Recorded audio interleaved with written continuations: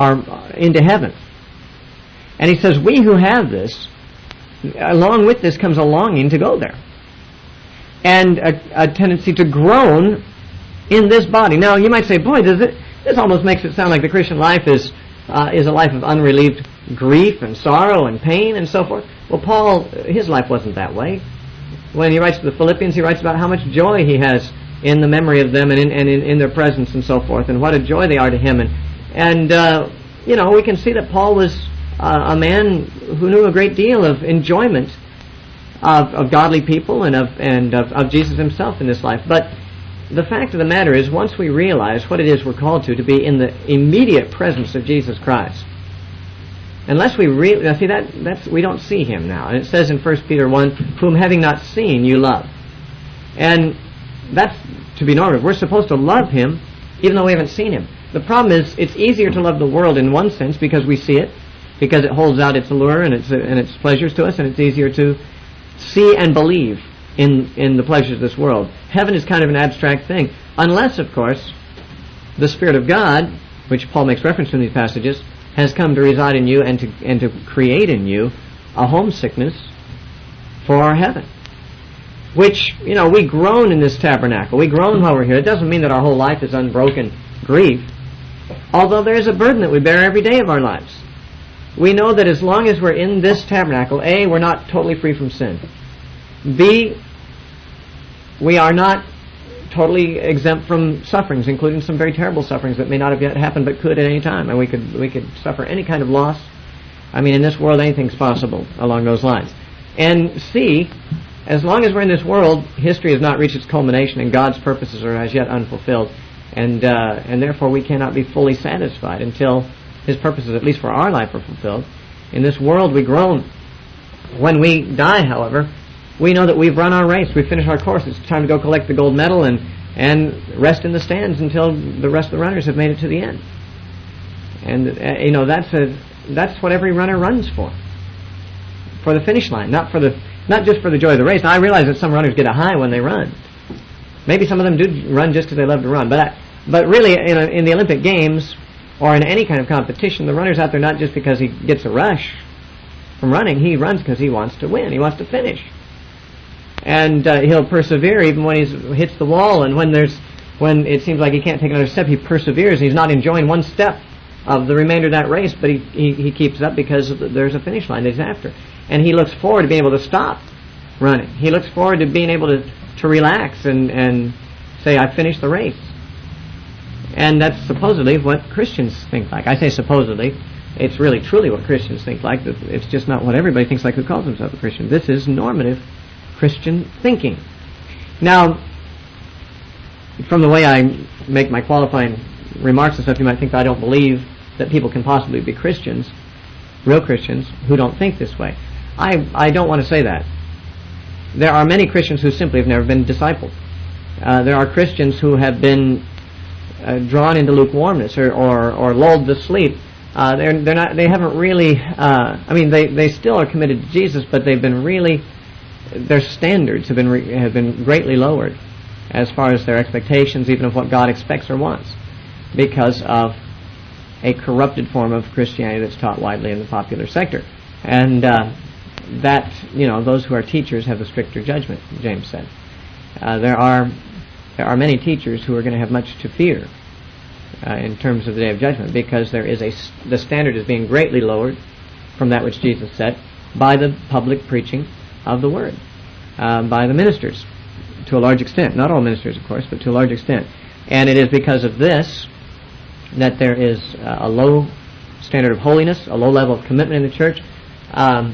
In fact, so much so that I think the average Christian in the average evangelical church believes that there's two kinds of Christianity, the kind that they live and the kind that the radical on-fire people live, and that both are Christianity, and one is a special calling. A few are maybe called to be radicals, and the rest of us are just called to be believers, and we're all going to be in heaven. But you've heard that. I think that's kind of the either spoken or unspoken assumption of the majority of pew warmers today, is that, you're saved just by faith.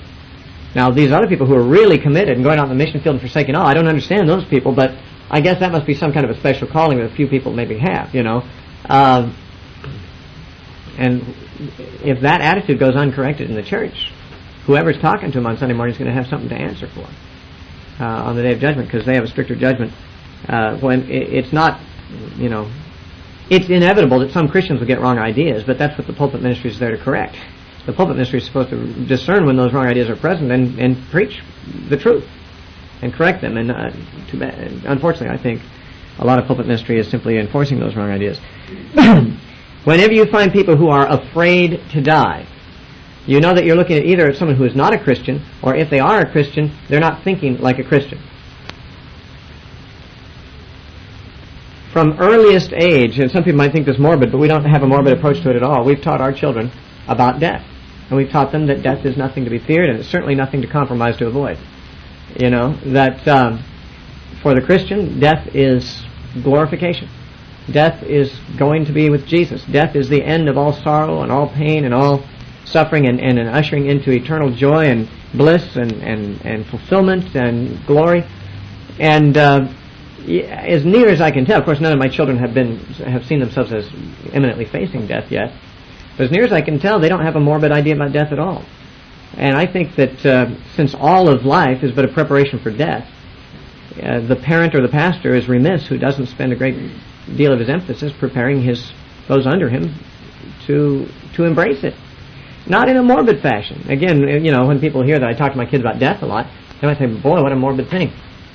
I don't think of it as a morbid thing. I think of it as a glorious thing. This life is probation. And death is graduation. Or it's release. It's the glorious liberty of the children of God. And so Jesus says, don't fear death. Don't fear those who can kill the body. Now, he doesn't say that you shouldn't have fear of anything. In verse 28, Matthew 10:28 says, but fear him who is able to destroy both the soul and the body in hell. Now, in the New King James, him is capitalized, which shows that the translators believe that he is God. I agree with them.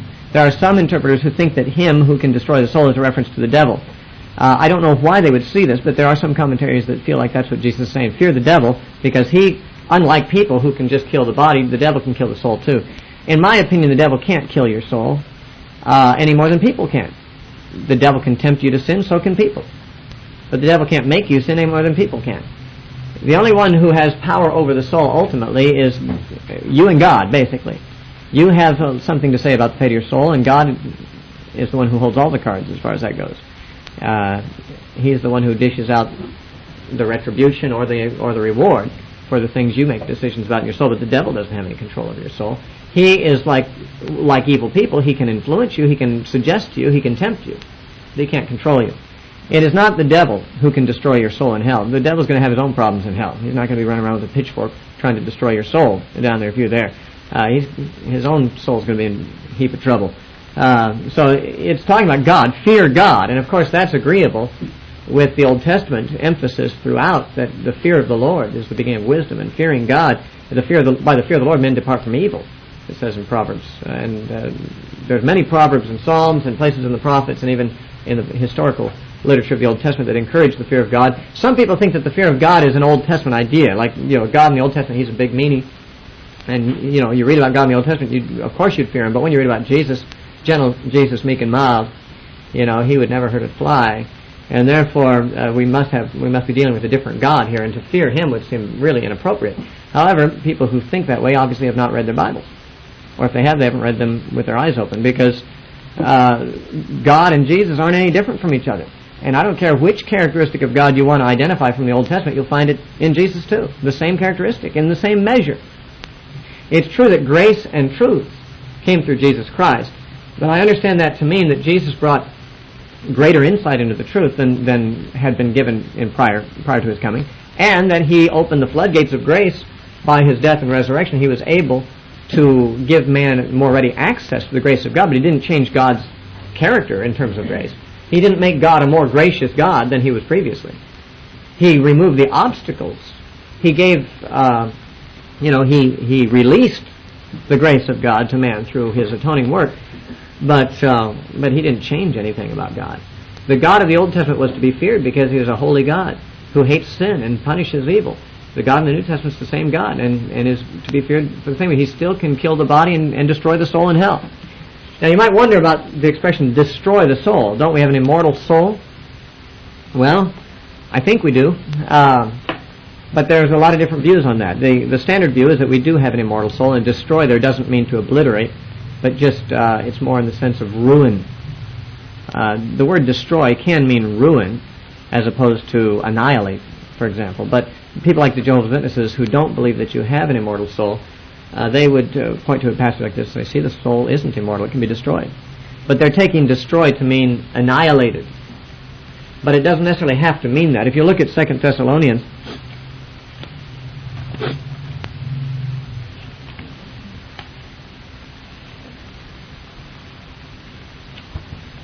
pretty soon I'm going to have to get to today's material.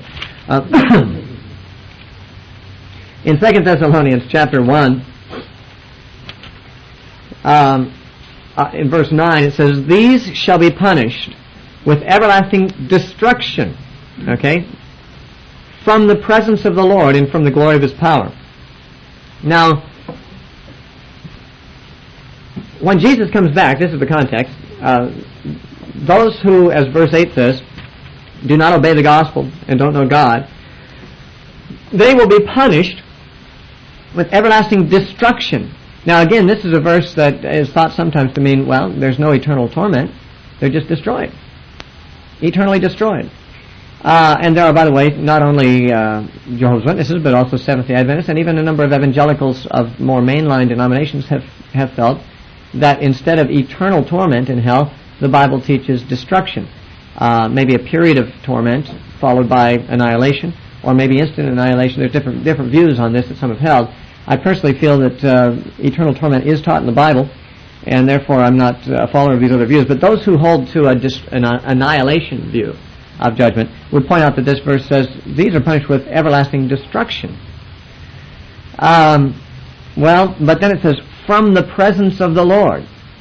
Now, if annihilation is what is in view here, the expression from the presence of the Lord seems to be redundant, totally unnecessary. It sounds like what he's saying is they are going to be removed permanently from the presence of the Lord, not necessarily through annihilation. They will experience eternal ruin, and again the word destroy or destruction can refer to ruin. When we say that a city is destroyed by an earthquake, it doesn't mean that it doesn't necessarily exist anymore, but it's totally ruined. These people will experience eternal ruin in that they are deprived of the presence of God. All blessing and all joy and all whatever else is now currently enjoyed even by sinners, by God causing His sun to rise on the evil and the good, and the rain to fall on the righteous and the unrighteous. Even unbelievers who hate God experience some of His mercies now. No one has yet experienced what it is like to be fully absent from God. Christians are always trying to press in closer to God. Heathens are often trying to get as far away as they can. But no matter what point on the spectrum you are, no one has gotten fully away from the presence of the Lord. Remember what David said in Psalm 137, was it? Or was it there somewhere else? He said that, where can I go to escape your presence? If I ascend into heaven, you're there. If I make my bed in hell, lo, you're there. If I take the wings of the morning and fly to the uttermost islands of the sea, even there, your hand will guide me, you're there. You can't really get away from the presence of the Lord, and that's just as well, even for the heathen. Jonah tried to flee from the presence of the Lord, we're told. It didn't work. But the thing is, that's because you can't get anywhere where He isn't, except the lake of fire. And if the lake of fire has no other torments than this, it is the eternal separation, ultimate and total separation from the presence of the Lord. And remember what it says about the presence of the Lord in the Old Testament. In Psalm 16 it says, in your presence is fullness of joy, and at your right hand are pleasures forevermore. A lot of people think that the devil is the broker of pleasures, and that God is the one who wants to deny people of pleasures. Fact is, the devil doesn't want to give anyone pleasure. Pleasure is a good thing. God is the one who created pleasure in the Garden of Eden before the fall. He created the ability to enjoy beauty, good food, sex, whatever. Whatever things are pleasurable to us, God invented pleasure and the capacity to enjoy pleasure. The devil exploits pleasure to get us to do sinful things, because how else would he get us to do them? He makes sin or advertises sin as pleasurable, not because the devil has the corner on the market in pleasure. Far from it. The devil would love to get you to sin without giving you any pleasure in the deal, but you probably wouldn't take the bait. And you wouldn't take the hook without bait. Pleasure is the hook, is the bait. If the devil could catch you without bait, he'd be glad to. But he is not the one who's got, the patent on pleasure. God is the one in whose presence are pleasures forevermore. And no one, as I say, has ever been totally absent from the presence of the Lord in this life. But ultimate destruction of the soul is not annihilation, but banishment from the presence of the Lord, and therefore from everything pleasurable. Because all pleasure really comes from God. And even the unbeliever who doesn't acknowledge God one day of his life, he still enjoys good food, he enjoys friendships, he enjoys good weather, he enjoys certain things. There are certain pleasures in his life. The most miserable person has some compensations of some kinds of pleasures in their life. The judgment of God, ultimate in the lake of fire, is, if nothing else, the banishment from all pleasure of any kind. And because it's a banishment from the presence of the Lord, and in the presence of the Lord there is pleasure.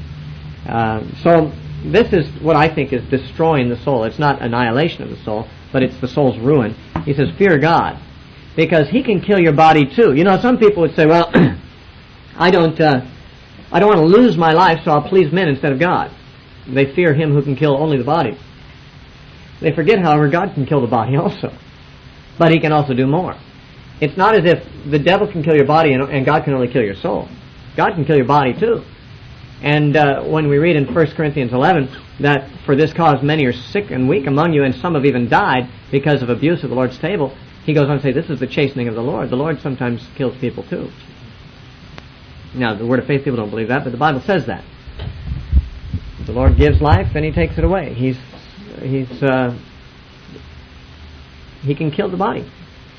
But far more terrifying, He can kill the soul of those, or He can destroy or ruin the souls of those who do not obey Him and do not obey the gospel, as it says in 2 Thessalonians we just looked at. Now, again, in this passage, Jesus is talking to the disciples about their need not to be intimidated by men. And He says in verse 29, Matthew 10:29, are not 2 sparrows sold for a copper coin, and not one of them falls to the ground apart from your Father's will? But the very hairs of your head are all numbered. Do not fear, therefore, you are of more value than many sparrows. Now, what does this tell us about self-worth? Some people who say we should have a high self-esteem point out, well, Jesus said we're of great value, of more value than many sparrows. Well, how many would it take to be of great value, since you can get 2 for a penny in the marketplace? Sparrows aren't worth much. If you were worth $1, you'd be worth more than many sparrows. Jesus said you can get 2 sparrows for a penny. In fact, they were so worthless. They were such a cheap commodity that in the parallel passage to this, in Luke 12:6, instead of saying, are not 2 sparrows sold for a penny, or a copper coin, Luke 12:6 has it this way, are not 5 sparrows sold for 2 copper coins? 5 for 2 cents. Now that apparently reflects the going market rate for sparrows. You get 2 for a penny, or 5 for 2 cents. Now, if you get 2 for a penny of any item, you usually expect to get only 4 for 2 cents. When you can get 5 for 2 cents, it means that 1 is thrown in the deal just to encourage you to buy more. Buy 4 and we'll throw in 1 for free. And that 5th sparrow is, as far as the person selling it is concerned, it's treated as if it has no value at all. We just throw this in as an incentive to buy the first 4. Now, when Jesus says that, it tells us that sparrows were so worthless that a seller would just throw in an extra one as if it wasn't worth anything to him if he just would buy so many as 4 for 2 pennies. Now, in that context, he says, yet not one of them is forgotten by God. Not even that 5th sparrow that's treated by man as having no value whatsoever. That which man treats as valueless, God doesn't treat as valueless. Even the sparrows that are so worthless in the eyes of man, God still values them, and how much more than you. Now, God values sparrows, but that doesn't keep them from falling to the ground. God values them, but that doesn't mean they live forever. In verse 29 it says, 2 sparrows are sold for a copper coin, but not one of them falls to the ground apart from your Father's will. But in your Father's will they do. Sparrows do die. We've all seen dead sparrows, so we know. What Jesus tells us is that any sparrow you see that's dead didn't die without your Father's will. And if that's true of sparrows, that is to say, if God doesn't even leave sparrows to fate to determine when they live or die, how much less will He leave you, who's worth more than many sparrows, to fate as to the question of whether you live or die? If a sparrow cannot even die except it be the will of God for it to happen, how much less could you die apart from it being the will of God for it to happen? That's what he's saying. Even the hairs of your head are numbered, which is to say, even apart from the issue of dying, any calamity, the loss of a single hair, doesn't go unnoticed. Now, for some people, the loss of a single hair is much more costly than others. Much more of a calamity. But the fact of the matter is that God is keeping track of every detail of your life. The slightest loss does not escape his notice, and how much less death, something as major as death. Now, this is all in the context of don't be afraid of those who kill you. People may, in fact, seem to have the power to kill you. But you can't die unless God wants you to. Therefore, you needn't fear them. That's what he says in verse 27. Verse 26. Therefore, don't fear them. It may seem that they have the power to kill the body. Now, on the one hand, that itself shouldn't be too scary because they can do no more than that. And the soul they have no power over. But even if they could do more than that, they can't do even that much without the will of the Father. Not even a sparrow dies apart from his will. How much less are you going to? Now, verse 32, therefore whoever confesses me before men, and this is in the context of opposition. You know, confessing Jesus before men may not be hard to do in a testimony meeting, but where there's a bunch of Christians present, but in the context of people who want to kill your body. And the only way you could avoid them doing so is by denying Jesus. And there have been many Christians from the first century on to the present time who are in exactly that situation. They can either confess Christ and die, or deny Christ and live. That's the choice that's put to them. And who knows, maybe that'll happen in the lands that we live in, or maybe we'll someday live as missionaries in lands where that's already happening. There's no guarantees that the rest of our life we'll have the luxury of being able to confess Christ and live. Because many Christians at this present time and at every time in history that you want to name have had not the option of confessing Christ and living. Their only option was to confess Christ and die, or deny Christ and live. And in that context he says, don't deny me. Whoever confesses me before men, him will I also confess before my Father who is in heaven. Whoever denies me before men, him will I also deny before my Father who is in heaven. And that would be a terrible circumstance to find yourself in. When you stand before God on the day of judgment, you don't have any advocate other than Christ that can get you in. And if you're looking to him to be your advocate and says, I'm afraid I don't know you, then you got nothing left. Before the Father and his angels, you have nothing but wrath to face. So, obviously, denying Jesus, even under torture and under pressure, and in the face of imminent death, no amount of pressure is justification for denying the Lord. I read a story, I think it was from Fox's Book of Martyrs, about a young man who was on the rack, a Christian who was being tortured, and for a little while he held out, but finally he broke down and denied the Lord so that he'd be relieved, and they let him off the rack, and he collapsed and died as soon as they let him off the rack. He denied the Lord and then he died. The Lord can kill the body and the soul. And the guy was probably awfully near death before he reneged, and he should have waited a little longer, just a little longer. The fact is, there's no excuse for denying Jesus. By the way, Jesus isn't the only one who said it. Paul repeats Jesus' words in 2 Timothy 2, where our Bible has it set up in poetry form, so it is thought to be a saying, perhaps even a hymn or a creed of the early church, because Paul introduces it in verse 11 saying, this is a faithful saying. And then he gives it to us. This is perhaps a creedal statement, that a confessional statement of Christians at the time. 2 Timothy 2, 11 through 13 says, this is a faithful saying. If we died with him, we shall also live with him. If we endure, we shall also reign with him. If we deny him, he also will deny us. Well, where'd they get that idea? From Jesus. If we are faithless, he remains faithful. He cannot deny himself. It's interesting that some people will take verse 13 as a text for eternal security. They'll say, well, even if we are faithless, he's still faithful. True, he's faithful. Whether you're faithful or not, he's faithful, but that doesn't mean that you're saved. God never ceases to be faithful. You're not going to change God's character any, but if you're faithless, that doesn't mean that he's going to still be on your side. Especially since the previous verse says, if we deny him, he'll deny us. Sure, he remains faithful. He's faithful to keep his promises and his threats. If we endure, we'll reign with him. He's faithful. He'll keep that promise. If we deny him, he'll deny us. He's faithful. He'll keep that threat. His faithfulness is not changed by our unfaithfulness, but our situation is. Our salvation is. Our salvation is based upon faith. When we deny the faith, or forsake the faith, then salvation is no longer in our hands. So apparently, Paul, it seems like it's a creedal statement of the early church based on what Jesus said here. Whoever denies me before men, him will I also deny before my Father who is in heaven. And no doubt that became a creedal affirmation of the early church because, why? Because very early on they were facing death. And all they had to do was burn incense to the emperor and deny Christ. And so the church, it became a conscious creedal reaffirmation that they made probably on a regular basis to remind themselves we're not allowed to deny Jesus, even if death is the only other option. Boy, oh boy. We will probably not get any further than to just finish Matthew 10 this time. So we'll put ourselves behind, but I'm sure we'll catch up in another session. Let's go on to verse 34. We've read it, but we haven't talked about it. Verses 34 through 39. Do not think that I came to bring peace on the earth. I did not come to bring peace, but a sword. For I have come to set a man against his father, a daughter against her mother, and a daughter-in-law against her mother-in-law. And a man's foes will be those of his own household. He who loves father or mother more than me is not worthy of me.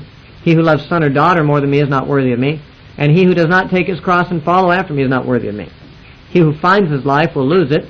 And that would suggest whoever obtains an extension of his physical life by compromising, that is, by denying Christ, they'll lose their life, the very life they hoped to secure by compromise will be lost to them. And whoever loses his life for my sake will find it. Now, verse 34 is one of the very few verses in the teachings of Jesus that have sometimes been pressed into service by those in opposition to pacifism. Now, those who are in opposition to pacifism are the majority of Christians. There are very few Christians who are pacifists, relatively few. Only, Mennonites and Quakers and Amish and a very few others officially have taken an anti-participation in war stance, and a few other individuals. Like I've never been of those denominations, but I've always been a pacifist, even though I was in churches that didn't officially take that stand. There's always a remnant out there that thinks that Jesus told the truth. Then there's the rest of the church. But those Christians who resist this particular position are always desperately combing the pages of Scripture to find something Jesus said that would justify war. They are madly wild about his statement in Luke 22 where he said, now I say buy a sword. If anyone doesn't have a sword, sell his cloak and buy one. Oh, Jesus said to buy a sword. He's obviously in favor of war. Well, you need to look that up in its context, and we'll do that on another occasion. It clearly cannot be used the way that they're trying to suggest, especially in view of the fact that same night, after he said that, Peter actually took a sword and tried to defend himself and Jesus said, Peter, put away your sword. Those who live by the sword will die by the sword, as if it was totally inappropriate to use a sword in self-defense. But anyway, we'll talk about that on another occasion. Here's another verse, one of the two or three, very few. I'll tell you the three things in the teaching of Jesus that are usually brought up to try to say that Jesus favored war. One was buy a sword in Luke 22. Again, we'll talk about that another time, but it is clearly being abused when someone says that Jesus was therefore telling the disciples to become militant and to use swords to defend themselves and to fight wars. Another one they use is where Jesus said in Matthew 24, there will be wars and rumors of wars. And any thinking person might say, well, how in the world can that be made to support war? And the answer is, well, Jesus was talking about the end days, the last days, and he said there will be wars and rumors of wars. Therefore, pacifists are wrong to think that they can bring an end to war by pacifism, because Jesus predicted there would be wars and rumors of war till the end of the age. Well, this fails on 2 points. One is that the passage isn't talking about the end of the age. It's talking about the time before the destruction of Jerusalem, as the context clearly indicates. Anyone who reads it in context has to reach that conclusion, in my opinion. I don't see how they could reach another. But so he's not talking about the end of the world. But another thing is, whoever said that we should be pacifists in order to bring an end to war? We're not pragmatic about this. The reason for pacifism isn't because we hope by pacifism that we'll be able to bring an end to wars. Even if there were to be wars until Jesus returns, and maybe that is the case, that is no argument against pacifism. You see, there are some liberals, both in the Mennonite denomination and in the world, who are pacifists, but for the wrong reasons. They're pacifists because they think war is a terrible thing, and because they need to make a statement against war, and they have a witness for peace. A lot of modern pacifistic churches, peace churches, they even call themselves peace churches, and they say, well, we have a witness for peace and so forth. I'm not with them. I'm for peace, no question about that, but that is not our message. Our message is not peace, that is absence of war. Our message is Jesus. I'd rather have a witness for Jesus than a witness for some particular narrow agenda, like let's bring an end to war. It is true that some more liberal-oriented pacifists do see pacifism as a pressure device to bring an end to war. They look at Gandhi and Martin Luther King and they say, well, you see, Gandhi liberated his country without firing a shot. He just laid down in front of the tanks. And so peaceful resistance, this is how we bring an end to war. And Ron Sider today, one of the leading Mennonite writers, kind of liberal in his orientation, he feels like, America should just, back when there were still problems with the Soviet Union, worse than now, he said America should just disarm, and if the Russians come, we should just hold up signs and say, we love you in the name of the Lord, and that bring an end to war. Well, it sure would. We'd be taken over, and there'd be no war, no shots fired. But and we'd be under communism. But the point is, I think Sider's idea was, that would just touch their hearts. They'd melt their hearts, and their aggressiveness would just vanish, and they'd just think, oh, look at these wonderful people. They love their enemies. Therefore, we won't shoot them. We'll go home and leave them alone. That is liberalism and idealism. Jesus didn't intend to tell us that pacifism is going to bring an end to persecution and war. But the reason we are to not contribute to war is because we do love our enemies. Not because we believe that by loving our enemies they'll necessarily stop hating us. They may hate us to the day we die, and they may even be the instruments of our death. But we're to love them to our death anyway. Not because of the psychological impact it'll have upon them, but because loving is the right and godly thing to do. Whether it gets the results you'd prefer or not is not the issue. We're not pragmatists. We're obedient to Jesus Christ. We have the Spirit of God. We do what Jesus did. He loved his enemies. It got him killed. But it's still the right thing to do, even if you die doing it. So even if there are going to be wars at the end of the world, that's no argument against obeying Jesus.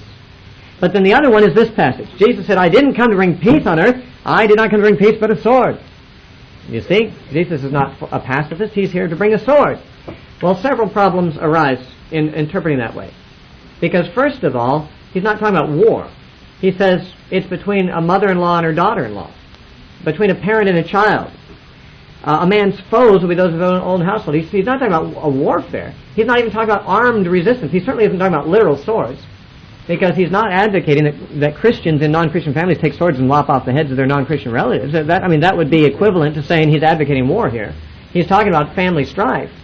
And just to clarify this, the very same statement is found in Luke chapter 12 and verse 51, with the exception that the word sword in Luke is replaced with the word division.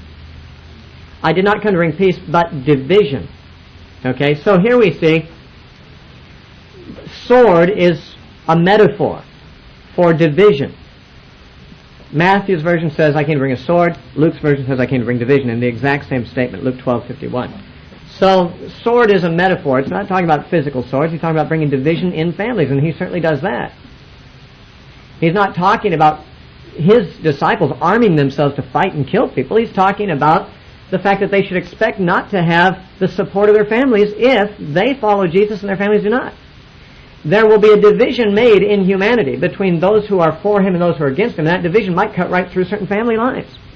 Whereas ordinarily a man's nationality, or more particularly his family, is his principal loyalty and his principal solidarity, it is no longer to be expected to be so. The principal solidarity in the life of the Christian is with other believers. And if those of his own household are not in that solidarity, there will no longer be family solidarity. There will be division even in families. Because identity and loyalty are not going to be interpreted in the kingdom of God in terms of what family or nation you're part of, but whether you're in the kingdom of God or out of it. And there will be divisions that go right down the middle of family lines. That's why I said anyone who loves father and mother more than me is not worthy of me. You can't, you're going to have problems here, because some of your fathers and mothers aren't going to approve of you obeying Jesus. Some of your sons and daughters won't. Some of your wives or husbands won't. And in cases like that, there's a choice to be made. And it's not I'm not suggesting that I know of any cases. I don't know of any cases where God has called a man to leave his wife or children to obey God, because obeying God means he's supposed to love and cherish his wife and raise his children. I mean, you know, sometimes people get hyper-spiritual ideas and say, God's calling me to be a missionary, but my wife and children won't go, so I'll just leave them. Unfortunately, Wesley was that way. Wesley was a great man of God in most respects, but like every other Christian leader, he had feet of clay in some respects, and John Wesley got married and left his wife and hardly ever saw her again. She was not easy to be with, but I'm not sure that he made it easy for her either. You know, I mean, he was married to his work. We won't go into the reported shenanigans of his wife at this point. She apparently was hell on 2 feet from the way the reports go. But let's face it, I don't think he did enough. I don't think he did enough to win her back. He just found her to be difficult and spent most of his time on the road and hardly ever saw her. In fact, they were separated many times deliberately, not just because he was on the road. They separated as a couple many times. In fact, they were separated at the time of her death, and he didn't even go to her funeral. They didn't have a great marriage. But I'm sure that Wesley must have felt, since he was doing God's work, that, he can't love wife more than Jesus, or else he's not worthy of him. Well, unfortunately, a lot of times people think of preaching and missionary work and itineracy as the only thing that's God's work, or work that takes precedent over the God's work of raising your family, or God's work of loving your wife as Christ loved the church, or God's work. There's domestic work that's God's work too, as well as foreign work and itinerant work. So anyway, it's clear that if it ever did come down to that, if you had to make a choice between your spouse and Jesus, if Jesus clearly was telling you to do something, your spouse said, well, you can do it, but you're doing it without me, then I guess you have to do it without that person. I imagine there probably are a few cases in history that may have been in that situation, especially in times where believers had unbelieving spouses, no doubt. But I think a lot of people who don't much love their spouses often use this as an excuse to neglect family responsibilities and say, well, I'm doing the work of God. This is more important than family responsibilities. Anyway, the statement he makes in verse 35 and 36, I come to set a man against his father, etc., etc., that's actually a quote from Micah 7:6. The meaning is somewhat different in Micah than the way Jesus is using it here. In Micah is simply talking about how evil society has been, that treachery is at every level in society. You can't trust anybody, even your own wife, even your parents, even your children will betray you. And he's not saying that they'll do so for righteousness' sake. In Micah, he's just saying this is what society has come to. This is how bad things become in Israel. That nobody can trust anybody. Everybody's treacherous. Everybody's evil. Even man's own household can't be trusted by. You can't turn your back on them or they'll stab you in the back. And Jesus is obviously taking practically the exact words from Micah. It's Micah chapter 7, verse 6. And saying that's what it's going to be like for you guys. He's putting a little bit of a different spin on it than Micah has. Because he's saying the reason that these people will divide is over me. Because you love me and they don't. Now that's not even in the picture in Micah's passage. Micah's not saying, well, the righteous and the unrighteous in a household are going to be against each other. He's just saying everyone's unrighteous in society and everyone's out to get whatever they can at the expense of anybody, including their own wife, children, or whoever. Everybody's just treacherous and unreliable and untrustworthy. But what Jesus may be saying is that that's exactly what his generation is like too. And it'll particularly become clear when his disciples take a stand for him.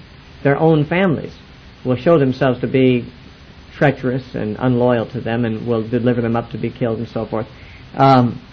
Jesus said at one place that, in verse 21, which is taken from the Olivet Discourse, Matthew 10:21 says, now brother will deliver up brother to death, and father his child, and children will rise up against their parents and cause them to be put to death. That's a pretty awful thing for people to do, their family members. But Jesus is, if that happened in most ordinary situations, that'd be just an atrocity, and it is an atrocity whenever that happens. But what he's saying is this is not just going to be a general nastiness on the part of human beings. It's going to be particularly focused at you because you take your stand for me. And that stand threatens these people who are taking their stand against me. And therefore, I will be the great polarizer of society, he says. And he was, and is still. We've talked about verses 37 through 39 already, and they're parallel to Luke 14. Let's take the last thing, verses 40 through 42. He who receives you receives me. Who receives me receives him who sent me. That is basically said also in John 13:20. It's also in the upper room discourse. A little different, but very similar. In John 13:20, Jesus said, he that receives him who I send receives me, and he who receives me receives him who sent me. So it's exactly like this statement, with the exception that in John 13:20 he says, he that receives him who I send, whereas in this passage he identifies him who I send as you. He who receives you receives me. Now remember, he's talking to the 12 in all likelihood here, and the 12 did have a special apostolic commission. To receive an apostle is no different than receiving Jesus. To receive the authority of Paul or Peter or any apostle is no different than receiving the authority of Jesus. That's not necessarily true of everyone who is a Christian. Me, for example. I can't claim that this statement that Jesus made to the disciples applies to me the way it applies to them, because you could reject me, or at least you could reject something I say. You could reject my authority without rejecting Christ. But you can't do that to the apostles. You can't reject the apostles' authority or what they say without, in that very act, rejecting Christ, because he has authorized them. They're his special agents, just as to receive Jesus is the same as receiving him who sent him. He who receives a prophet in the name of a prophet shall receive a prophet's reward, and he who receives a righteous man in the name of a righteous man shall receive a righteous man's reward. And whoever gives one of these little ones only a cup of cold water in the name of a disciple, assuredly I say to you, he shall by no means lose his reward. Now, there's three categories mentioned here. They may be clear-cut categories, or they may be just three ways of saying kind of the same thing. Just, Hebrew parallelism. There's the prophet, there's the righteous man, and there's these little ones who are a disciple. So you've got a reference to a prophet, to a righteous man, and to a disciple. Some would say there's a distinction here. There's reference to the prophet's reward, the righteous man's reward, and the reward of the one who blesses a disciple, a little one who's a disciple. I don't really know if Jesus is intending to draw clear distinctions between the reward a prophet receives on the one hand and that which a righteous man receives on the other. What is the difference between a prophet and a righteous man? A prophet is a righteous man. Perhaps if there is a difference implied, it is simply in this, that the prophet was the one who is a full-time spokesman for God, at least in the Jewish society that would be the case.